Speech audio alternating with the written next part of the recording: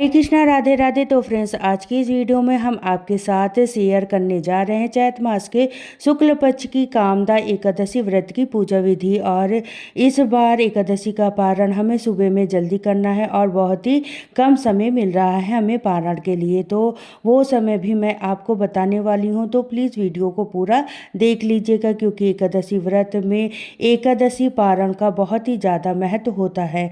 हमें सही समय पर ही अपना व्रत खोलना चाहिए।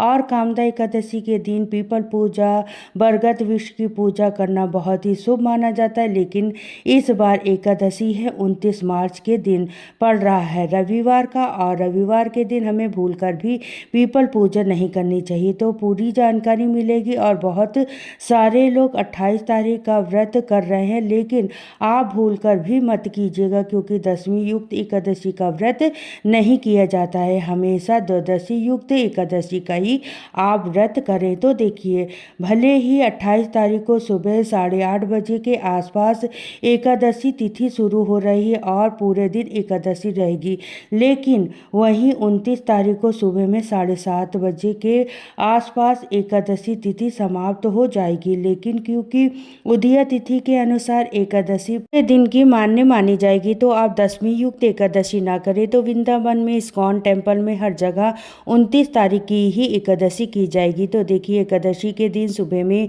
जल्दी स्नान करें पानी में गंगा जल डालकर, ठीक है। और इसके बाद आप ये पूजा अपने घर के मंदिर में भी कर सकते हैं, या अलग से चौकी लगाकर भी कर सकते हैं। चौकी पर पीले रंग का कपड़ा बिछा लें। मंदिर में अगर कर रहे हैं तो मंदिर को अच्छे से साफ सफाई कर लें। और आपके घर में जो भी विग्रह है ना, किसी भी धातु के, जैसे लड्डू गोपाल हैं, शालिग्राम है, लक्ष्मी गणेश जी हैं, या शिवलिंग है, जो भी आप उन्हें पंचामृत से या कच्चे दूध से स्नान जरूर कराएं। और अगर आपके पास फोटो है तो आप गंगा जल छिड़ककर अच्छे से पोंछ लें, फिर आप टीका चंदन करके उनकी पूजा करें। तो जैसे हम लोग 29 तारीख को व्रत करेंगे एकादशी का, और 30 तारीख को आप पारण का समय सबसे पहले नोट कर लीजिए। तो पारण का जो शुभ समय है वो 30 तारीख को सुबह में 6:17 से लेकर 7:10 तक, बहुत ही कम समय मिल रहा है। आप ऐसे में आप क्या करेंगी, इतनी जल्दी सुबह उठकर पूजा पाठ करना, खाना बनाना, देखिए इतनी जल्दी बहुत सारे लोगों का खाना नहीं बन पाएगा। तो आप क्या करेगी, पारण वाले दिन आप सुबह में जल्दी उठे, स्नान आदि करके आप भगवान की पूरे विधि विधान से पूजन करें, दान निकालें। उसके बाद तुलसी पत्र और जल लेकर चरणामृत लेकर आप अपना व्रत का पारण कर लें, ठीक है।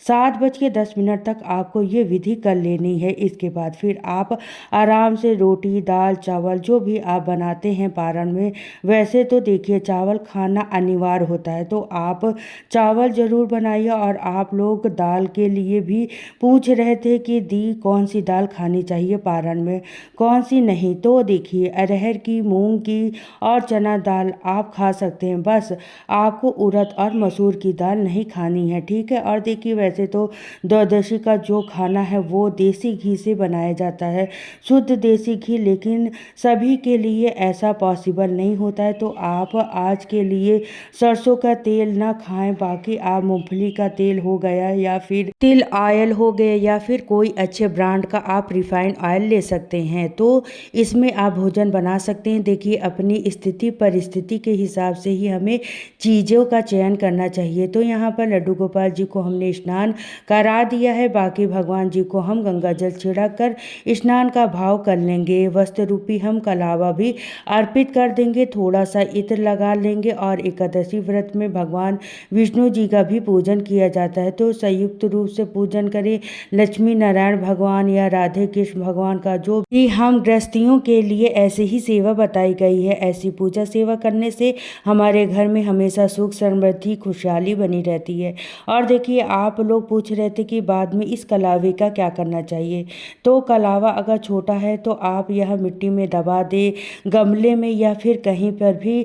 अगर थोड़ा सा कलावा है तो आप चाहे इसे अपने हाथ में भी बांध सकते हैं प्रसाद रूप में। और एकादशी के दिन घर में अखंड ज्योत जलाना बहुत ही शुभ होता है, तो देसी घी की या तिल ऑयल की आप अखंड ज्योत हो सके तो ज़रूर से जलाया करें। और इसके बाद सभी को यहाँ पर हम तिलक चंदन कर देंगे। चावल का प्रयोग पूजा में बिल्कुल भी मत कीजिएगा।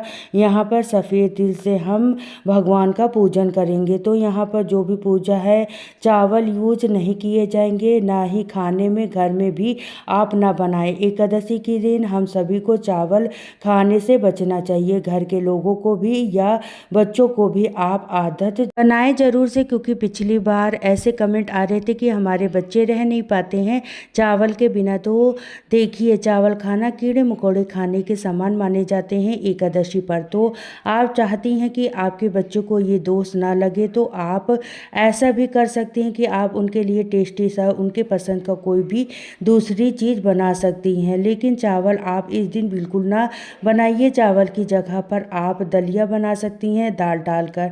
ठीक है, बच्चों को बहुत ही पसंद आएगा। और देखिए, भगवान विष्णु जी को तुलसी पत्र, पीले पुष्प जरूर चढ़ाइए आज के दिन, और फल में केला जरूर चढ़ाइए। बाकी देखिए, मौसमी फल आप कोई भी चढ़ा सकती हैं। और आज के दिन ना लौंग का भोग लगाया जाता है भगवान को। माता लक्ष्मी के लिए आप दूध से बनी मिठाई या बतासा भी रख सकती हैं। लौंग का भोग कामदा एकादशी पर जरूर लगाया जाता है। कामदा एकादशी यानी हमारे समस्त कर्मों को, जो काम हमारे रुके हुए चल रहे हैं ना, अगर आप ये व्रत पूरे विधि विधान से और नियम से करती हैं तो वो कार्य आपका जरूर से पूर्ण होगा, क्योंकि ऐसे शास्त्रों में वर्णित है। और शास्त्र हमारे कभी भी झूठ नहीं कहते हैं। और देखिए, जो लोग भी व्रत कर रहे हैं उस व्रत की कथा जरूर पढ़नी चाहिए। वैसे तो अगर आप व्रत नहीं भी करते हैं तो भी एकादशी के दिन आप भगवान को पूजा करें, कथा सुने और चावल ना खाएं। लेकिन अगर आप व्रत कर रही हैं तो पुस्तक से, और पुस्तक ना हो तो मोबाइल पर भी आप ये कथा जरूर से सुन सकती हैं। और आप चाहें तो छोटा सा हवन 11 बार अग्यारी कर सकती है। अगर आपकी तुलसी जी सूख गई हैं, अब बिल्कुल उन पर नए पत्ते नहीं आ रहे हैं, तो आप उन्हें इधर उधर ना डालें, और आप एकादशी पर उन्हें आप रूई में लपेट कर दिया बना सकती हैं, बाती बनाकर जला दें, हवन कर सकती हैं। ऐसे करने से आपको श्री हरि की कृपा प्राप्त होगी, क्योंकि तुलसी विष्णु प्रिया है और आपके घर की जो नेगेटिव ऊर्जा दूर होगी ही ना। और बाद में जो राख बचे ना, उसे आप पेड़ पौधों में डाल दें। तो आरती के बाद 3 बार जल फेर कर हम आचमन करा देंगे, भगवान को आरती देंगे और कुछ दक्षिणा आप जरूर से चढ़ा दें। और देखिए, एकादशी के दिन अन्न दान नहीं किया जाता है, तो आप बाकी कोई भी चीज़ जैसे वस्त्र दान कर सकती हैं। और कई बार आप लोग पूछते हैं दी वस्त्र में हम क्या दान करें, तो सर पर बांधने का जो गमछा होता है ना, जो हम ब्राह्मण लोग को देते हैं, वो सबसे शुद्ध माना जाता है।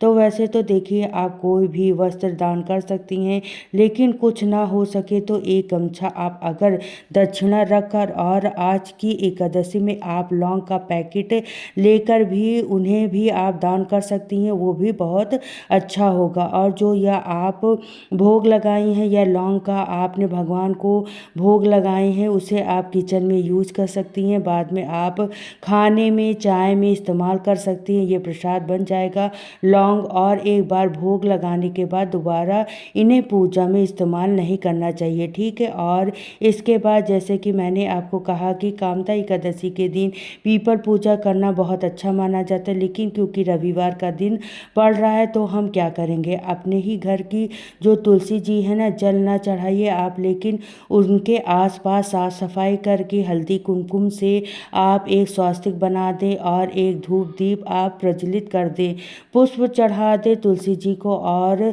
दूर से ही आप खड़े होकर परिक्रमा कर लें। तो तुलसी जी में दिया जलाने की किसी भी दिन की मनाही नहीं होती है। हाँ, सिर्फ एकादशी, रविवार, अमावस, इन दिनों में तुलसी तोड़नी नहीं जाती है। और बाकी संध्या के समय घर की दहलीज पर, घर की छत पर आप दीपदान कर सकते हैं। और देखिए, वैसे तो एकादशी व्रत में नमक नहीं खाना चाहिए, जितना हो सके बचे, लेकिन अगर तबीयत आपकी बिल्कुल ठीक नहीं रहती तो कम से कम दिन में आप नमक ना खाएं। दिन में आप फ्रूट्स ले सकती हैं, दूध ले सकते हैं, और शाम की पूजा के बाद आप सेंधा नमक से बने कोई भी फलाहार कर सकती हैं। और जितना हो सके श्री हरि के निकट वास कीजिए, क्योंकि उपवास का मतलब सिर्फ भूखा रहना नहीं होता है। तो ज़्यादा से ज़्यादा पाठ करें, नाम जप करें, हरि नाम कीर्तन करें। और वीडियो अच्छा लगा तो लाइक शेयर कमेंट करें। फिर मिलती हूँ नेक्स्ट वीडियो में। तो सभी को राधे राधे, जय श्री कृष्णा।